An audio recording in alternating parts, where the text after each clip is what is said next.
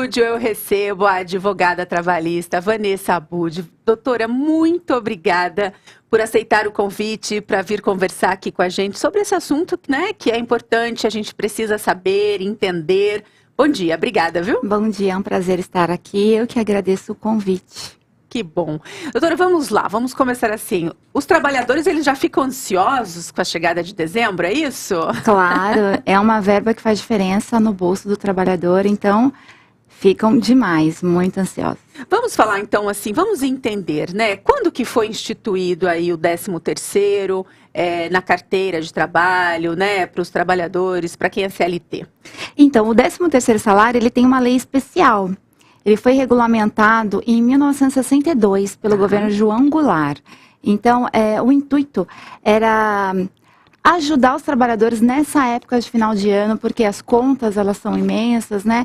E também gratificá-los por todo o trabalho prestado durante o ano inteiro. Olha só, então assim, é uma forma... Então, foi uma forma, assim, de gratificar os funcionários? Exato. Tipo, chegou fim de ano, Natal, né? Uma verba a mais, um extra? Isso mesmo. Esse era o objetivo. Olha só, que incrível isso, né? Porque assim, que bom, né, que tiveram essa ideia, quem está em casa. Aliás, se você está em casa, tem dúvidas aí, né, sobre o 13º salário, sobre os prazos, mande aqui pra gente no chat, que eu faço aqui pra doutora Vanessa, certo? Doutora, então, hoje, 20 de dezembro, é o prazo limite. Exatamente. Tem que pagar hoje. Não podem passar dessa data. Os trabalhadores possuem até hoje para pagar a segunda parcela. Caso não tenham pago a primeira ainda, precisa pagar tudo até hoje. Ah, então hoje é o limite. Exatamente. Tá. E se não pagar, por exemplo? Se não pagar, o trabalhador precisa buscar os seus direitos, fazendo reclamações e denúncias junto à Delegacia Regional do Trabalho. Cabe uma multa administrativa a esse trabalhador por não pagar. E caso, mesmo assim, não ocorra o pagamento, o trabalhador pode buscar a via judicial, distribuindo uma ação contra este trabalhador. Então tem como primeiro denunciar a empresa, tentar ali negociar, e se não der certo, pode até mesmo procurar a justiça. Uma ação, isso. Olha só, como que funciona o 13º salário no Brasil? Então, o pagamento, ele é feito com base no salário do trabalhador daquele mês. Então, de acordo com o salário do mês de dezembro. Uhum. Aquele trabalhador que laborou o ano inteiro, ele tem direito ao salário cheio. Então, é um salário a mais. Se porventura ele trabalhou menos, né, trabalhou 6 meses durante o ano, ou trabalhou 5 meses, esse salário será calculado proporcionalmente. Então, é um 12avos de acordo com cada mês. Então, se ele trabalhou 6 meses, 6 12avos. Se ele trabalhou 5 meses, 5 12avos. Mas todos que prestaram serviços durante o ano possuem o direito de receber. Ah, então essa era a minha próxima pergunta. Quem tem direito? Qual trabalhador? Que tipo de trabalhador? Que tipo de trabalho ali, né? Só quem tem carteira assinada? Vamos lá. Aqueles que têm carteira assinada e os pensionistas do INSS, que se aposentaram mediante o trabalho CLT.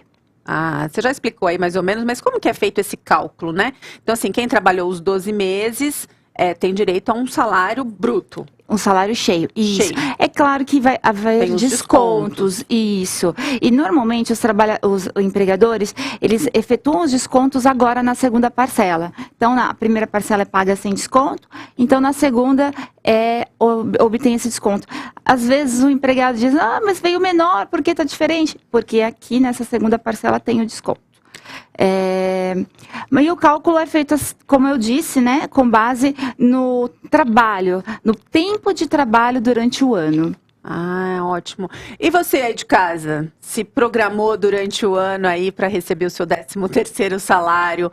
Tem que tomar cuidado, né? Porque assim, entra um dinheiro extra neste mês, mas a gente tem que lembrar que em janeiro temos muitas contas para pagar, não é, doutora? Exatamente, diversos impostos. Diversos impostos. Tem que fazer uma programação com esse dinheiro? Sim, claro. E o ideal é sempre procurar guardar para o ano seguinte, não se endividar, cautela e parcimônia. Ah, é verdade. Tem que tomar bastante cuidado, assim. Use então, né, assim, se programe Se não deu certo esse ano, tenta para o ano que vem, entendeu? Se programe aí ao longo do ano para usar o dinheiro do 13º para pagar as contas de janeiro, porque janeiro, o que a gente recebe de conta, né, doutora Vanessa? É muito alto. É muito alto. Bom, nós estamos falando de prazos. Já falamos aqui um pouquinho sobre 13º salário. Vamos ver quem está aqui com a gente no nosso chat. João Vitor de Souza Ribeiro, bom dia. Daísa, Deus abençoe. Felipe Lopes, Catarina de Lima, sempre aqui com a gente. Thelma Maria, Deus abençoe a todos. Muito obrigada pela participação de todos vocês aqui no Tudo Mais, viu? Nós falamos, se você tiver dúvidas sobre 13º salário, a gente volta para o assunto do 13º, né, doutora? Eu queria até tocar num ponto que você disse agora a respeito de janeiro, né? Porque em janeiro nós temos um prazo muito importante para os trabalhadores que desejam receber a primeira parcela do 13º nas férias. Então, doutora, eu tiro férias em maio é um mês que não tem muita coisa, eu gostaria de um valor a mais. Então, até dia 30 de janeiro... o trabalhador deve comunicar à empresa que deseja receber a primeira parcela do 13º nas férias. Então, a lei, ela estabelece a possibilidade do trabalhador receber a primeira parcela nas férias. Porém, existe um requisito. O requisito é este, que ele peça ao RH formalmente, por escrito, esse pagamento. E esse pedido, ele deve ser até dia 30 de janeiro. Então, quem deseja tirar umas férias, fazer uma viagem e quer utilizar essa parcela, até dia 30 de janeiro, fiquem atentos. Então olha só que prazo importante. Você vai tirar férias em abril, maio, junho, né? Além do dinheiro que vai receber das férias, precisa de um dinheiro a mais e quer a primeira parcela do 13º. Excelente essa dica, doutora. Assim, então, até o dia 30 de janeiro, você tem que informar o RH da sua empresa. E se a empresa... Está bem perto, hein? Está bem perto. A empresa pode negar ou não? Assim, então, esse benefício, ele está estabelecido em lei. Então, a empresa não pode negar. Então assim, eu pedi ali até o dia 30, eu estando dentro do prazo até o dia 30 de janeiro, se eu pedir a primeira parcela, eles antecipada, não podem... isso. Excelente isso. Então, assim, vamos falar de prazos, né? Estamos aqui para isso. Vamos falar um pouquinho de férias, né?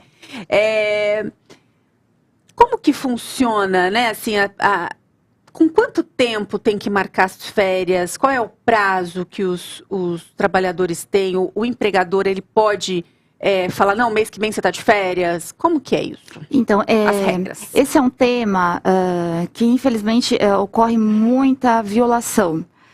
As empresas, por uma questão... de correria, de RH, muitas vezes informam o trabalhador que ele vai tirar férias daqui a um mês, na verdade daqui a uma semana, daqui a 2 semanas. E existe prazo legal para isso. Né? A empresa, na verdade, ela não pode comunicar ao trabalhador muito tempo antes, nem muito em cima. O prazo legal estabelecido pela CLT é 30 dias. Então, o aviso de férias, ele deve ocorrer com 30 dias. Então, 30 dias antes da data de gozo das férias, o trabalhador já deve estar ciente de que ele vai tirar férias. Então, assim, pode ser até um pouquinho antes de 30 dias, aí tá tudo certo. Mas a empresa não pode comunicar com uma semana, dias antes, poucos dias antes. Entendi. Precisa cumprir o prazo de 30 dias. E como que é o pagamento das férias? O que as pessoas têm que prestar atenção para ver se tá tudo certinho? O que é?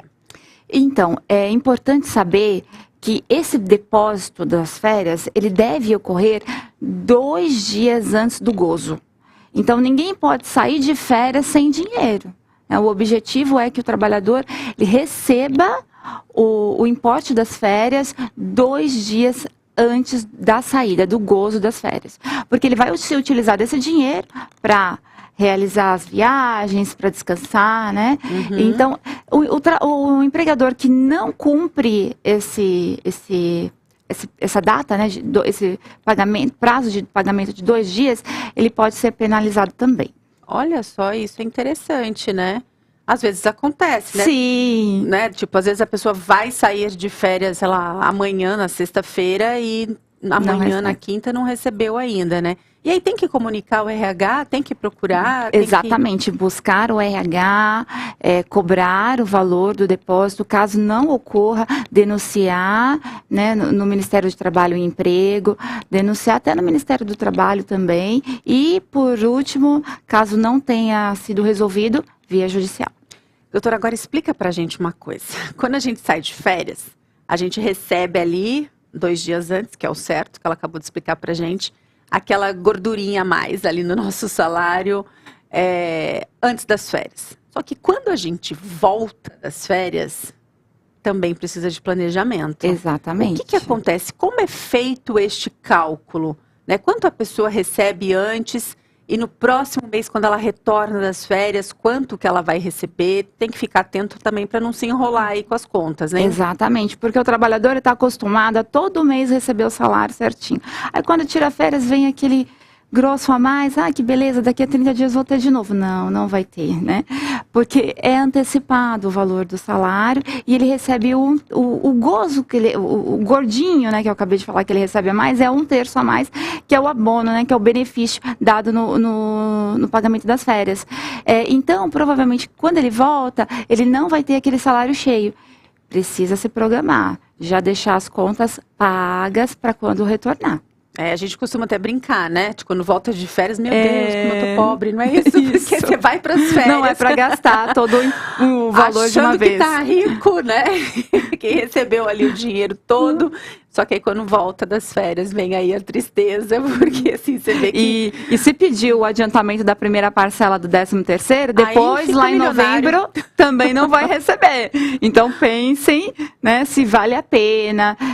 Tem que ser... verificado se vai, de fato, não vai faltar esse valor quando chegar a data de novembro. Então, precisa fazer um planejamento calculado da maneira correta, sempre com parcimônia, para não ser pego de surpresa e ficar endividado. Eu vi no seu Instagram, ali até um post que tinha 5 regras ali para o trabalhador que tem que ficar atenta. Né? Sim. Atento. Então, assim, no mundo aí, né, das leis trabalhistas, temos que seguir regras. As empresas têm que seguir regras. Isso é importante para o trabalhador, porque, assim, traz essa segurança na hora de cobrar os direitos?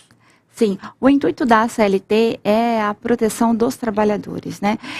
Então, existem algumas regras que, infelizmente, não são cumpridas por alguns empregadores. E os trabalhadores precisam ficar ali de olho. Por exemplo, com relação à carteira de trabalho.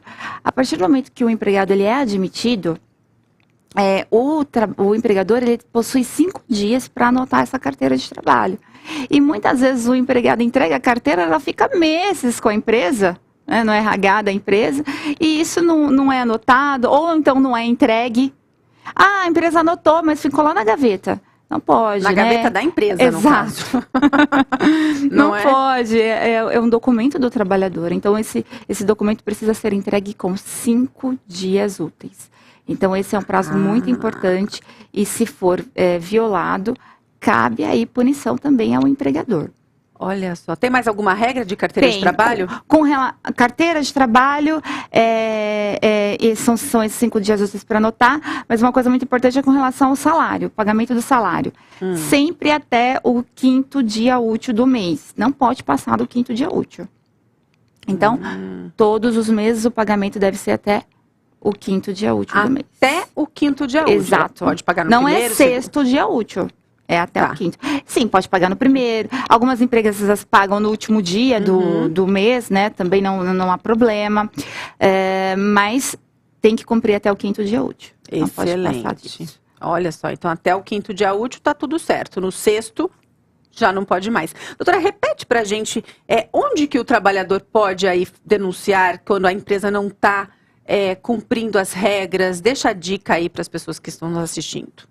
Junto ao Ministério de Trabalho e Emprego, né? Só digitar no Google Ministério do Trabalho e Emprego aí da sua cidade, do seu estado. Ao Ministério Público do Trabalho também. E na pior via, que é a judicial. Importante com relação à via judicial, estar atento que o trabalhador também possui um prazo de 2 anos para ajuizar a ação. Às vezes ele sai da empresa e acaba por deixar passar, não, eu de fato tive direitos violados, eu quero distribuir uma demanda, porém vai deixando o tempo passar, passou 2 anos, não pode mais. Então prescreveu esse direito. Tem até 2 anos para buscar a reclamação junto à Justiça do Trabalho, consoante os direitos violados. Então, assim, são 2 anos da data da demissão. Isso. E é importante saber que dentro desses 2 anos, o tempo vai passando, os direitos vão prescrevendo, porque são 2 anos da data de saída e 5 anos dentro do contrato de trabalho. Então quanto antes, é melhor. Não deixa passar. Se for realmente procurar a justiça para pedir alguma coisa que às vezes não agradou durante o tempo que foi empregado, então 2 anos. Temos mais algum prazo importante que a gente tem que lembrar ao trabalhador? Agora para o começo do ano, por exemplo? De pronto são esses mesmo. Carteira, férias, 13º, 2 anos se a pessoa for demitida. O pagamento do salário. Pagamento até o 5º dia útil. No direito trabalhista, vocês seguem ali todas essas regras, tudo que é lei, né? Pela sua experiência, né? Pela sua percepção, doutora, assim, as empresas cumprem certinho esses prazos? As empresas fazem tudo corretamente? Ou ainda tem umas aí que tentam, né, enganar um pouco aí o trabalhador? Infelizmente, o que nós vemos hoje são violações de direitos. Um espelho é a própria Justiça do Trabalho, né? São milhões de processos todos os anos. Inclusive aqui em São Paulo, fóruns são abertos, varas são abertas porque não se consegue acobertar todos os processos que se recebe. É importante falar ao trabalhador que a ação trabalhista ela tem um cunho educacional, porque muitas vezes o empregado fala, não vou buscar esse direito, não, vou deixar passar. Contudo, aquela empresa que violou o seu direito, ela vai violar de outra pessoa. E isso continua como uma bola de neve, porque não há ali uma punição. Então, quando o empregado ele aciona a justiça, ele busca ali a reparação do seu direito, ele está atuando também com uma prevenção para que essa empresa não exerça mais essa violação, para que ela não erre mais. Né? Então, tem esse cunho educacional, porque quando mexe no bolso do empregador, ele não vai falhar mais. Ele vai evitar cometer aqueles erros. Vai começar a colocar mudanças na empresa para que isso não aconteça novamente. É o mínimo, né? Então, a ação, na verdade, ela não repara só o direito daquele único trabalhador, mas também dos demais que passarem por aquela empresa. Olha só, então é uma dica interessante, é outro ponto, né, assim, que tem realmente aí, né, esse cunho educacional. Educacional, exato. Incrível. Porque, infelizmente, há muitas pessoas que, enquanto não são punidas, enquanto não mexe ali no bolso, Sim, né? Elas continuam errando. É verdade. Mexeu no bolso, né? Tudo muda. Vamos deixar aqui na tela agora, para vocês que estão assistindo a gente, o Instagram da doutora Vanessa Abud, também o telefone, entendeu? Se você tiver alguma dúvida aí sobre questões trabalhistas, né? Entre em contato com ela, não deixe de segui-la também aí nas redes sociais. Doutora Vanessa, eu quero te agradecer demais pela nossa entrevista. Que bom, esclarecemos bastante pontos aqui, né? Bastantes pontos. Muito obrigada mesmo pela sua disponibilidade, viu? Eu que agradeço e estou à disposição de todos. Quem tiver alguma dúvida pode me mandar, eu respondo. Estamos à disposição. Muito obrigada.